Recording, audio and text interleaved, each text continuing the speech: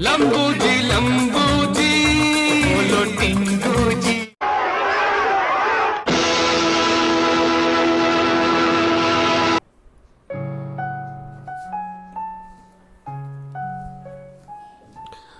Romance का राजा, original chocolate boy, जिसकी ज़बरदस्त फीमेल फैन फॉलोइंग थी, जो अपनी हंसी से सबको दीवाना बना देता था, यानी रोमांस का जादूगर ऋषि कपूर, जो आज 30 अप्रैल 2020 को हमें अलविदा कह गया।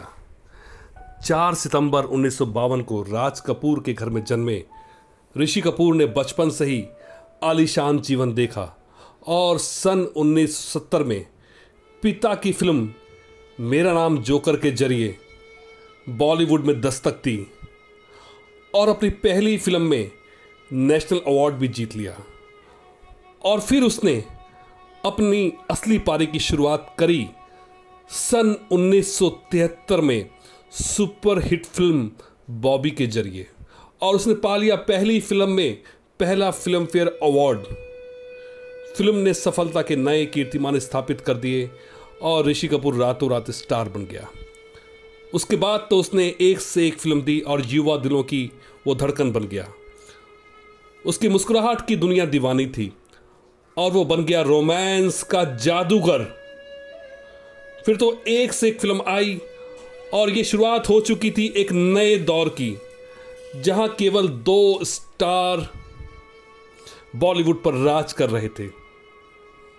पहले अमिताभ बच्चन, जो कि one man army action hero angry young man के तौर पर बॉलीवुड के पहले पर्दे पर छा चुके थे, और दूसरे स्टार थे ऋषि कपूर, जिसकी आंखों में शरारत और दिल में रोमांस था। फिर उन्होंने एक से एक फिल्में दी।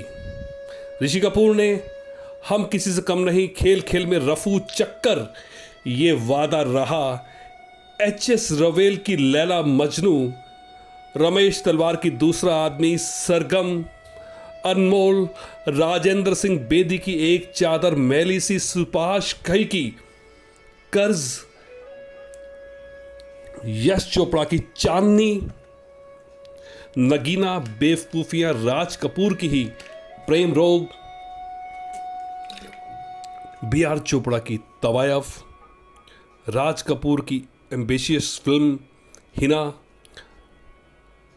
रमेश सिप्पी की सागर, अपने भाई राज कपूर की प्रेम ग्रंथ, आपके दीवाने जैसी बड़ी बड़ी फिल्में दी।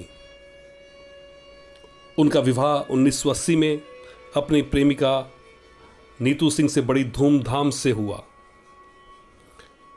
इन फिल्मों के अलावा उन्होंने कुछ 2 फिल्मों में विलनगिरी भी दिखाई, जैसे कि डी-डे और करण जौहर की अग्निपथ। ऋषि कपूर को 2011 में फिल्म 2 दूनी 4 के लिए फिल्म फेयर का बेस्ट क्रिटिक्स अवार्ड मिला और 2017 में कपूर एंड सन्स के लिए बेस्ट सपोर्टिंग एक्टर का अवार्ड मिला। इसी दौरान सन 2008 में उन्हें लाइफ टाइम अचीवमेंट अवार्ड भी मिला। अमिताभ बच्चन और उनका जबरदस्त साथ रहा और उन्होंने बच्चन साहब के साथ जबरदस्त हिट फिल्में दी। पहली बार वो साथ मिले यश चोपड़ा साहब की हिट फिल्म कभी कभी में,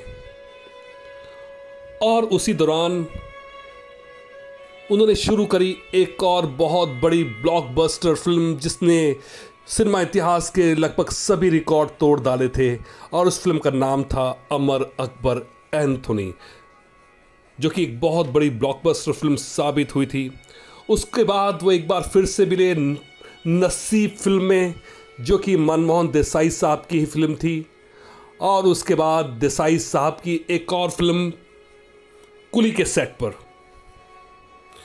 जहां अमिताभ बच्चन के चोट लगने से पहले ऋषि कपूर जख्मी हो चुके थे और अमिताभ बच्चन साहब ने इस लापरवाही के लिए उन्हें जबरदस्त डांट भी लगाई थी। फिल्म ब्लॉकबस्टर साबित हुई और उसके बाद फिर वो मिले चाचा शशि कपूर की फिल्म अजूबा में।